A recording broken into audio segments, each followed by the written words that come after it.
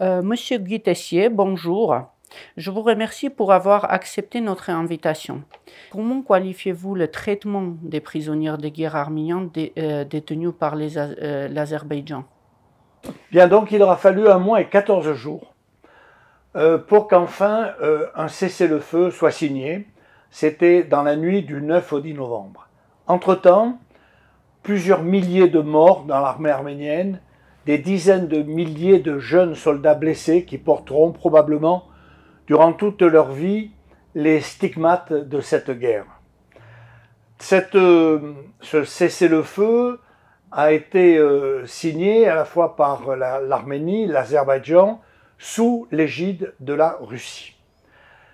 Il est bien évident que la Russie avait pris le soin de mettre tous les articles en conformité avec le droit international de la guerre et de prendre la précaution d'avoir un article, qui est l'article 8 d'ailleurs, qui prévoit que dans cet accord, toute personne privée de liberté pour des raisons liées à ce conflit devront être renvoyées dans leur pays d'origine. C'est-à-dire que tous les prisonniers de guerre, civils ou militaires, doivent être renvoyés dans leur pays d'origine. Les proches des personnes qui ont été tuées, c'est-à-dire les familles, doivent pouvoir recevoir les dépouilles mortelles de leurs proches afin de pouvoir faire leur deuil. Donc cet article a été précis. Or, qu'avons-nous pu constater? D'abord, quasiment dès le lendemain, l'Azerbaïdjan a violé ce cessez-le-feu en bombardant des villages frontaliers qui n'étaient pas encore mis sous la protection de la Russie. Et d'ailleurs, la Russie a été obligée de faire un nouveau cantonnement, de positionner des gardes-frontières pour éviter que cela se renouvelle. Un grand nombre de civils aussi ont été raptés, ont été enlevés après le cessez-le-feu. Et à l'heure d'aujourd'hui, d'après les dernières informations que j'ai pu recueillir, en fait, il n'y a que 64 prisonniers de guerre arméniens qui ont été rendus à l'Arménie comme cela est prévu par le droit international. Alors, on pense qu'il y a les statistiques donnent, et notamment la Cour européenne des droits de l'homme, donne le chiffre de 228 aujourd'hui arméniens qui seraient encore détenus, ce qui est encore beaucoup. Et donc l'Azerbaïdjan se prévaut du fait que ces hommes, et même ces femmes, parce que je crois qu'il y a aussi des femmes, seraient des terroristes. Ce qui quand même est invraisemblable, car comment peut-on accuser de terrorisme des hommes, ou des femmes d'ailleurs, qui se battaient sous l'uniforme de l'Arménie? Il peut effectivement y avoir quelques civils, mais ces civils, comme je viens de vous le dire, ont été enlevés, et ils ont même été enlevés après le cessez-le-feu, ce qui est en parfaite contradiction avec les lois internationales qui régissent le droit de la guerre. Est-ce que le groupe de Minsk peut exercer une pression sur l'Azerbaïdjan pour libérer ces prisonniers de guerre? Écoutez, bien évidemment. La France, ne nous oublions pas, est vice-présidente du groupe de Minsk. Et dans le groupe de Minsk, et notamment les vice-présidents, il y a quand même des pays qui comptent. Les États-Unis, la Russie, la France. Donc la France pourrait être, à l'heure d'aujourd'hui, la Russie est présente au Karabakh et sert de tampon entre les forces qui s'opposent. Et la France pourrait... Les Américains sont en plein changement et s'occupent davantage du Covid et de faire vacciner leurs ressortissants, apparemment. Et la France, elle, s'occupe de ça aussi, bien sûr. Mais je pense que ce serait l'honneur de la France d'intervenir auprès de l'Azerbaïdjan pour que les règles internationales, une fois de plus, de la guerre soient respectées par ce pays qui, semble-t-il, jusqu'à aujourd'hui, ne respecte rien. Et donc, je crois que ça pourrait avoir un effet de levier, un effet d'entraînement pour mettre les deux autres grandes puissances que sont la Russie et les États-Unis à contribution pour qu'eux aussi exercent leurs droits pour que les prisonniers soient rendus d'une manière irréversible de part et d'autre. Mais je crois que du côté arménien, il n'y a plus de prisonniers, puisque les 64 premiers l'ont été à partir d'échanges entre les deux pays. Quels sont les mécanismes de pression, à part le groupe de Minsk, qui peuvent être employés pour libérer ces prisonniers, pour mettre la pression sur l'Azerbaïdjan?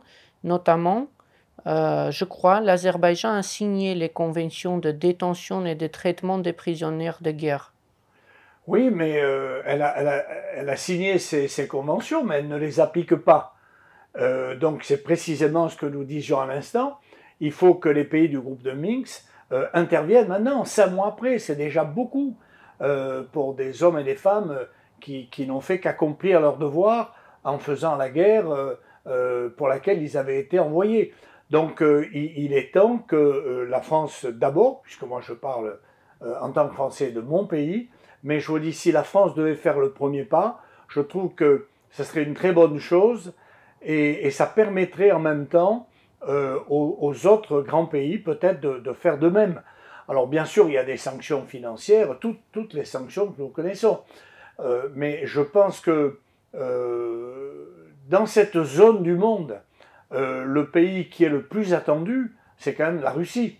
L'Azerbaïdjan a été occupé par la Russie, l'Union soviétique, pendant plus de 50 ans, ce qui est vrai aussi de l'Arménie. Et donc dans cette zone, l'influence est quand même très nettement russe. Et je pense que les Russes, là aussi, s'honoreraient d'exiger de l'Azerbaïdjan, un pays qu'ils connaissent bien et sur lequel ils ont une grande influence, pour que les lois et les règles qui ont été co-signées par l'ensemble de ces pays puissent être appliquées. On a plusieurs preuves, y compris des vidéos filmées par les soldats azéris même, où on voit que les prisonniers arméniens sont torturés psychologiquement ou physiquement. On voit clairement qu'on est dans la déshumanisation de l'Arménien. Selon vous, quel est l'objectif de cette politique de déshumanisation?